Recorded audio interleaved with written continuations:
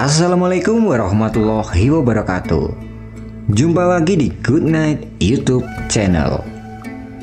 Apa kabar nih teman-teman? Semoga kalian yang menonton video ini selalu diberi kesehatan dan dilancarkan rezekinya. Pada kesempatan kali ini, aku akan menceritakan sebuah pengalaman mistis dari Gunung Rinjani yang dialami oleh teman kita. Panggil saja dia Siti Maryam. Jadi, waktu itu Siti Maryam sedang melakukan open trip ke Gunung Rinjani. Dan selama di Gunung Rinjani itu, dia tersesat. Dan selama dia tersesat, banyak sekali hal-hal mistis yang dia jumpai. Nah, seperti apa cerita selengkapnya? Simak video ini sampai selesai. Di dalam video ini aku akan berperan sebagai Siti Maryam.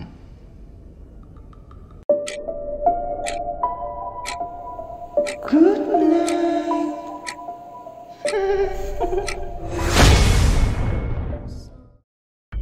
Aku sempat berpikir untuk membatalkan pendakian Gunung Rinjani ini. Entah apa yang aku pikirkan, tapi rasanya hati ini mengisyaratkan sesuatu yang tak pernah sampai ke otakku. Kamis 27 Juli tahun 2017, hari yang sibuk. Karena pekerjaan belum juga selesai, sampai sore tiba dan akhirnya Pak Bos yang pengertian rela melanjutkan pekerjaanku dan mengizinkanku untuk pergi. Segeralah aku bersiap untuk pergi. Jam 5 sore, aku berangkat menuju Bandara Soekarno-Hatta dengan bus Damri yang berangkat pukul 6 sore dari Pul Damri Kemayoran. 1 jam perjalanan dan aku pun tiba di bandara jam 7 malam. Di sana aku sudah berkumpul dengan teman-teman. Sebagian rombongan ada yang berangkat dari Halim Perdana Kusuma lebih awal dari kami. Bahkan ada yang sudah sampai di Lombok. Namanya yaitu Yusuf. Jam setengah 10 malam, aku dan teman-teman terbang menuju Lombok dan tiba di Lombok sekitar jam setengah 12 malam. Kami berkumpul sambil menunggu karir kami keluar dari bagasi. Pendakian Rinjani ini diikuti oleh 25 peserta dan 3 panitia. Yang pertama yaitu ketua trip, namanya adalah MY, Arlan, dan Yusuf. Setelah semua mendapatkan karir masing-masing, kami menemui teman-teman yang sudah lebih dulu sampai. Kami berkumpul, dan Arlan, dia mengabsen semua peserta. Setelah semua sudah lengkap, kami menuju mobil jemputan yang sudah dipesan oleh MY. Kami semua diantar menuju tempat makam Ayang Taliwang. Selesai makan, kami diantar ke rumah salah satu porter yang sudah di-booking untuk pendakian esok hari. Di sana kami beristirahat semalam. Pagi pun tiba.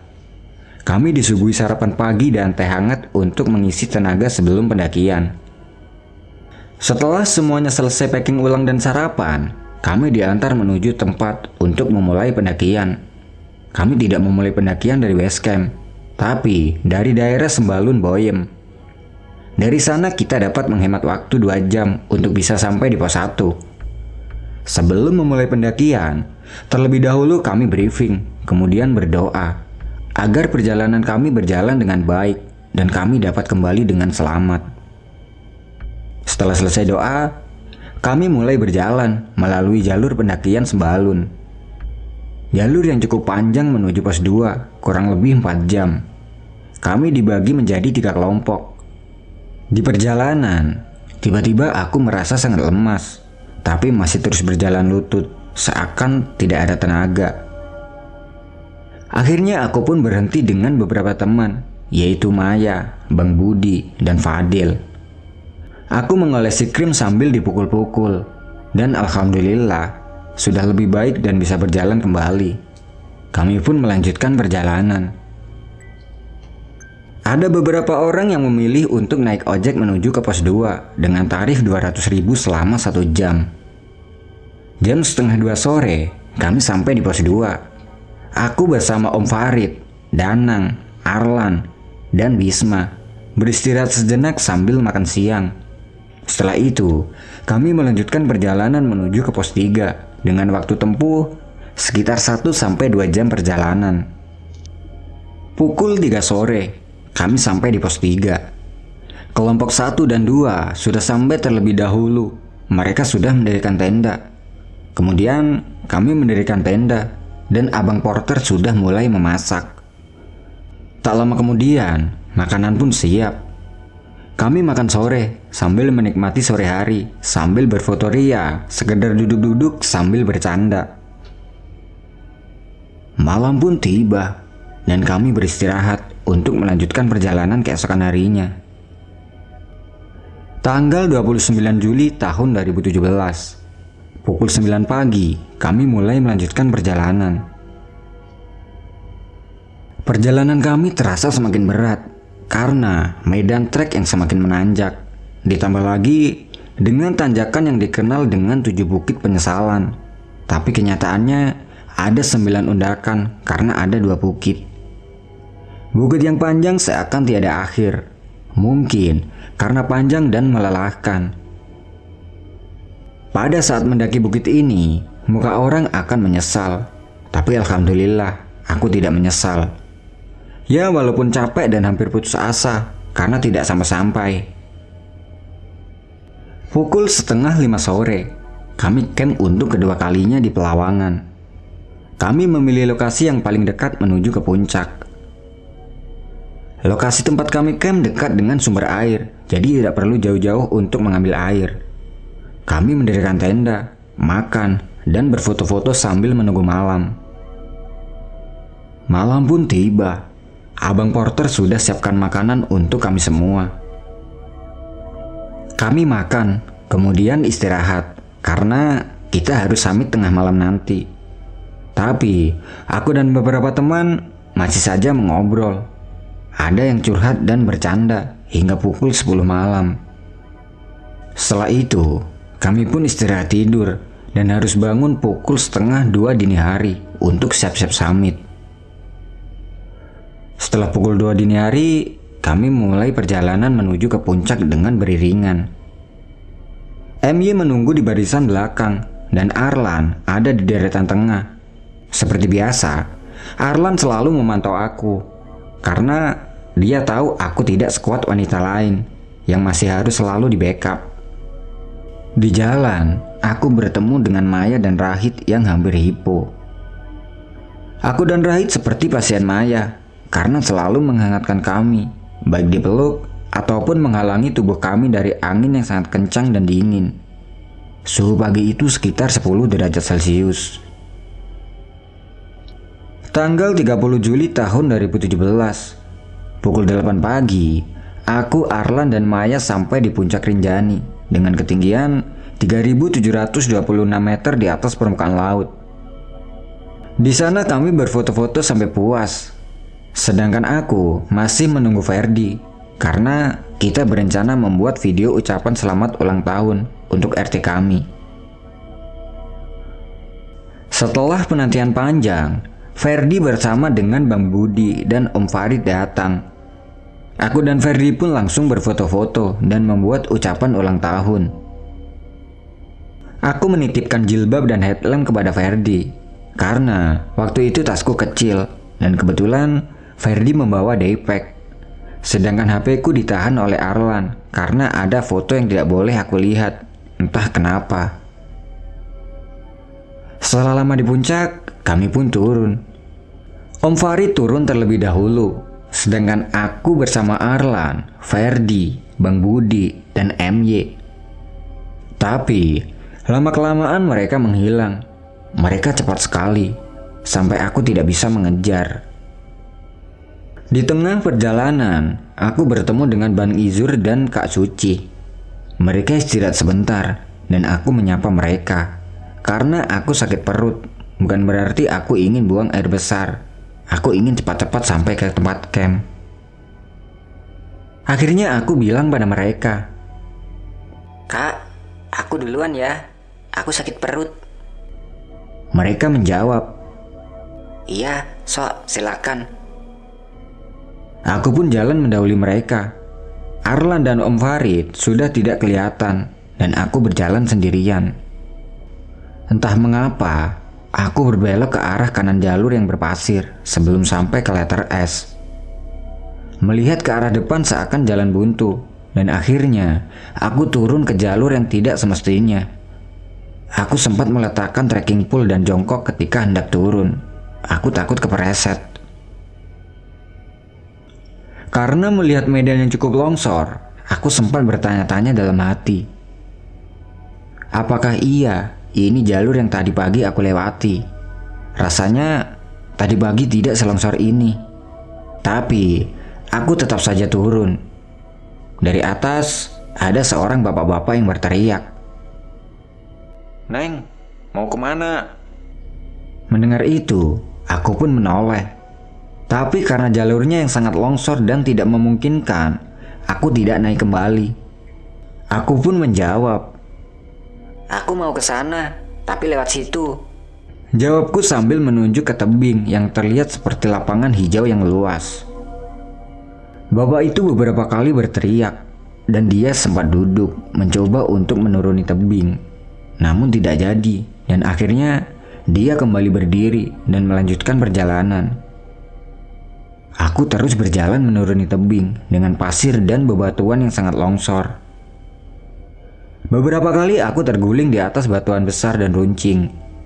Bersyukur aku tidak terluka. Akhirnya aku melanjutkan turun dengan harapan bisa berjalan di tempat yang datar di bawah sana untuk menuju area camp. Semakin aku turun ke dataran itu, semakin terlihat, tapi lama sekali dan tidak sampai-sampai. Hingga pada akhirnya, aku sampai di ujung tebing itu, dan ternyata jalurnya terputus oleh jurang yang cukup dalam.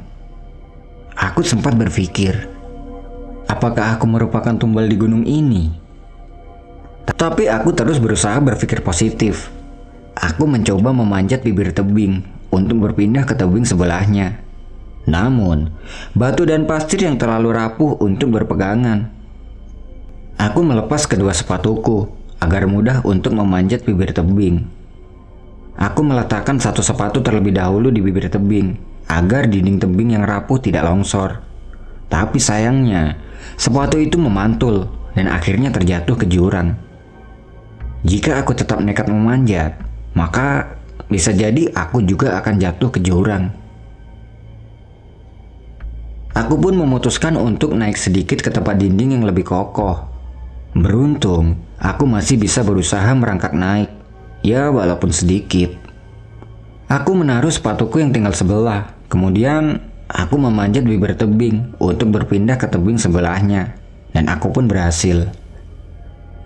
Lalu, aku turun menuju ujung tebing dan melewati semak-semak. Tapi, semak-semaknya semakin tinggi dan jalur tidak jelas ujungnya. Akhirnya, aku kembali naik ke tempat sebelumnya dan istirahat sambil berharap ada orang yang mencari dan bisa menemukanku.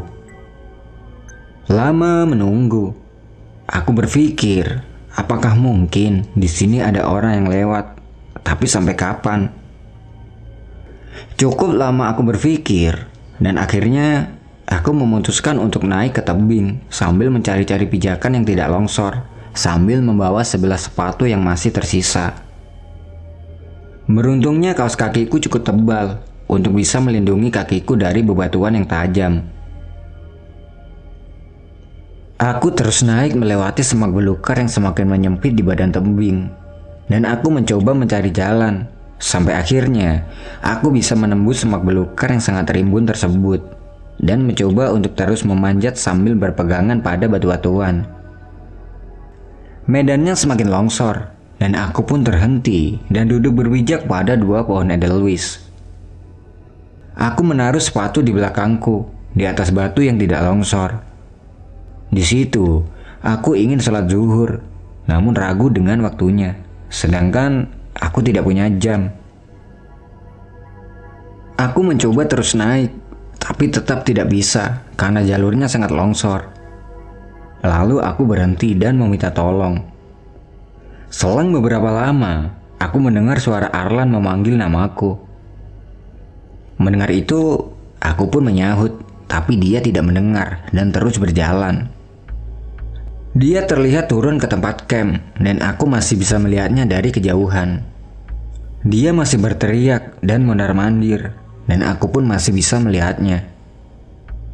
Aku terus berteriak, tapi tetap saja tidak terdengar karena suaraku yang kecil ditambah dengan angin yang cukup besar.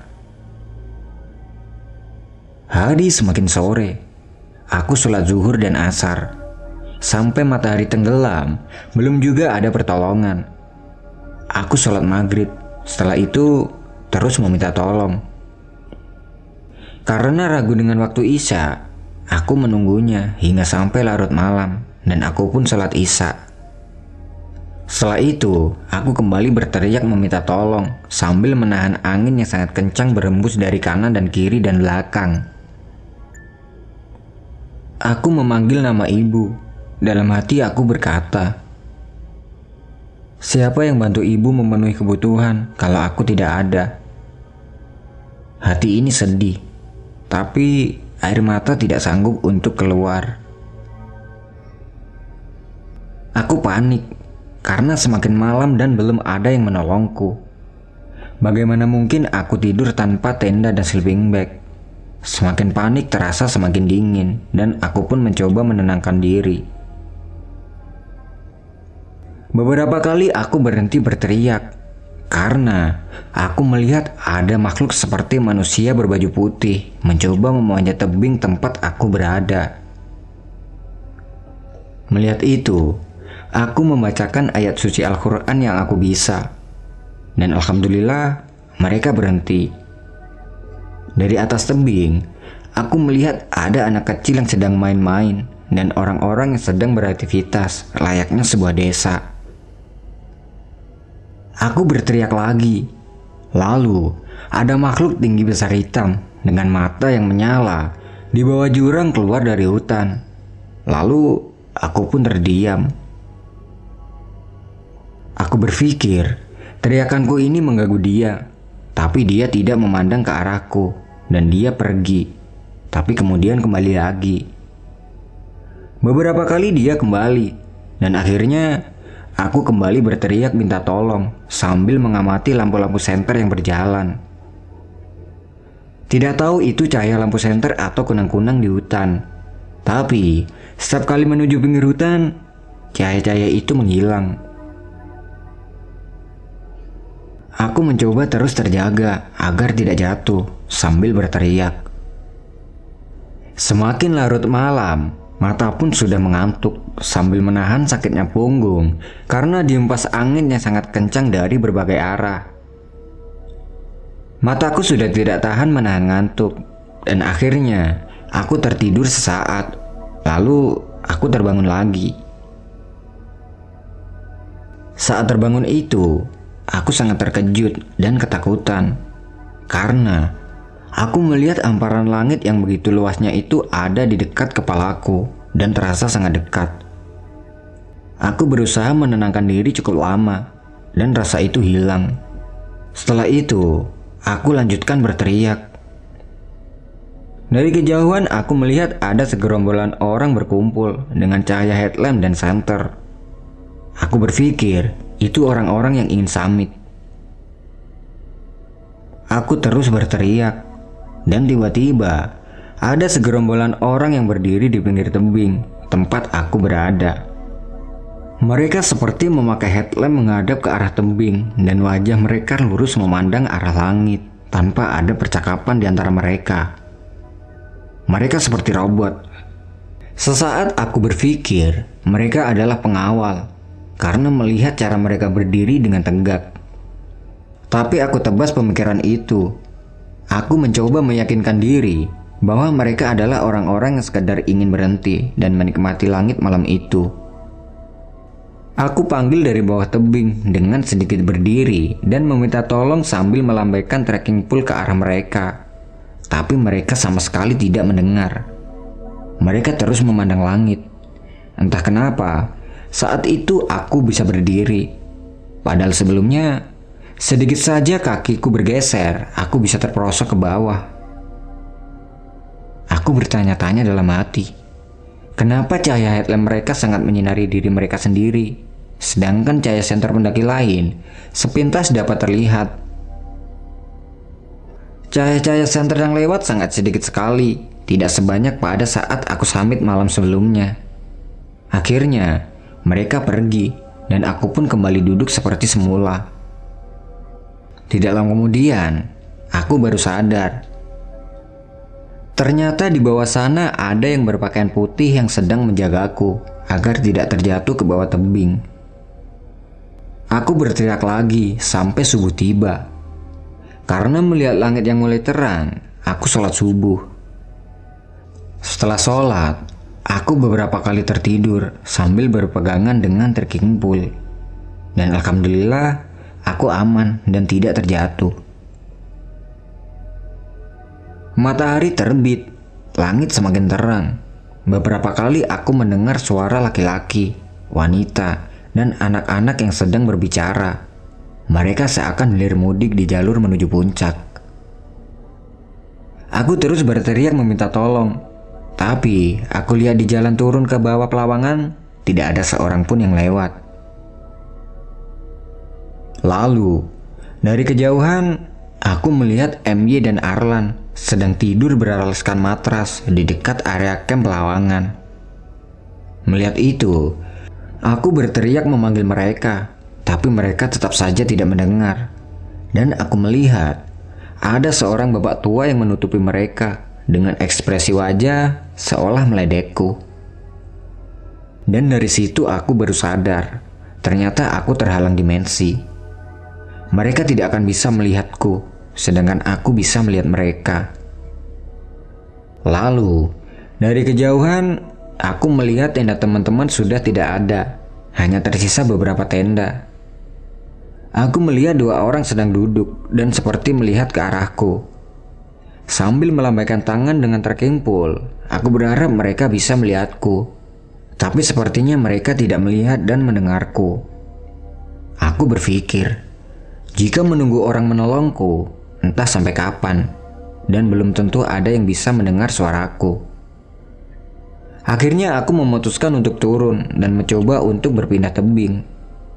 Aku menuruni tebing dengan perlahan, dengan membawa sebelah sepatuku untuk memudahkanku berpindah ke tebing.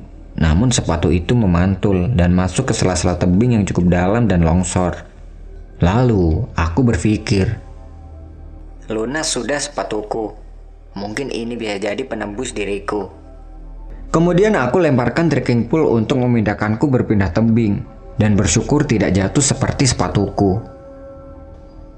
Aku berguling beberapa kali, berharap bisa sampai ke tebing yang aku tuju ke arah puncak. Tapi sayangnya, aku sudah terlampau lelah. Akhirnya aku putuskan untuk menuruni tebing hingga bawah. Sampai di ujung tebing, ternyata jurang, dan aku kembali lagi ke atas. Dari mencoba berpindah ke tebing sebelahnya. Aku sempat takut saat melihat dari balik rimbunan semak-semak dan akar. Aku pikir, itu seseorang yang memantauku. Aku memberanikan diri untuk melihatnya. Dan ternyata, itu hanyalah ranting-ranting pepohonan. Aku berpindah tebing dan melewati padang pasir yang sangat panas dengan beralaskan kaos kaki. Aku berharap menemukan jalur datar yang aku lihat dari kejauhan.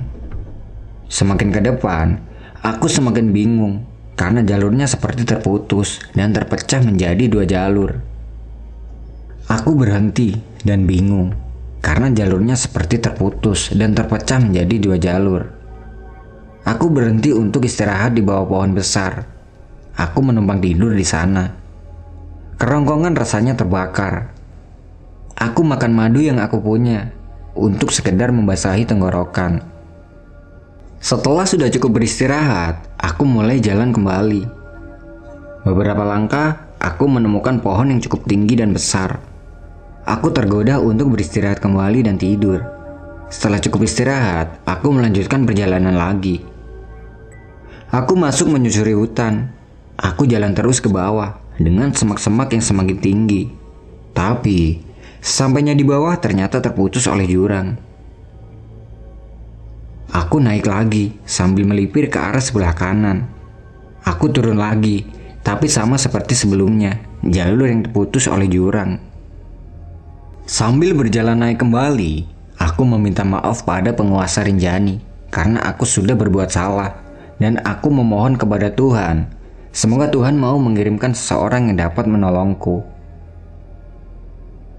Kembali aku naik dengan napas yang semakin berat dan beberapa kali aku tersungkur karena terlalu lelah.